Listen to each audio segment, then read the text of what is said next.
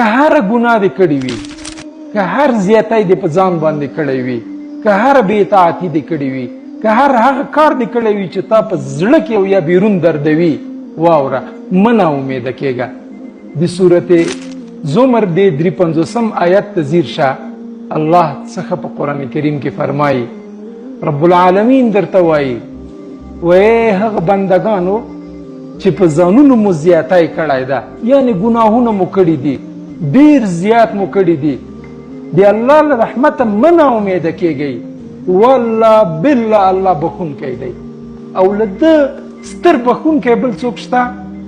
هغه درد او غم چې تا ځوروي هغه اکثره د ګناه له وجې نه ده، هغه اکثره د تا زړه د ګناه له وجې نه په تورېدو شوی ده. د دې له وجې نه اوس په تا باندې غمونه، دردونه، تکلیفونه بې حده پرېمانه شوي دي. ګمان کوي چې په مخ د دنیا د ټولو نعمتونو دروازې بندې شوي دي، خو نه، الله ته ور وګرځه. زه درته وایم زیری درته درکوم، هیله بخونکی کوم دی. الله ته ور وګرځه، الله به د ټول غمونه، دردونه، تکلیفونه له ګناهونو سره یو ځای در ختم کړي. یو آرام او خوشحاله زړه او ژوند در په نصیب کړي.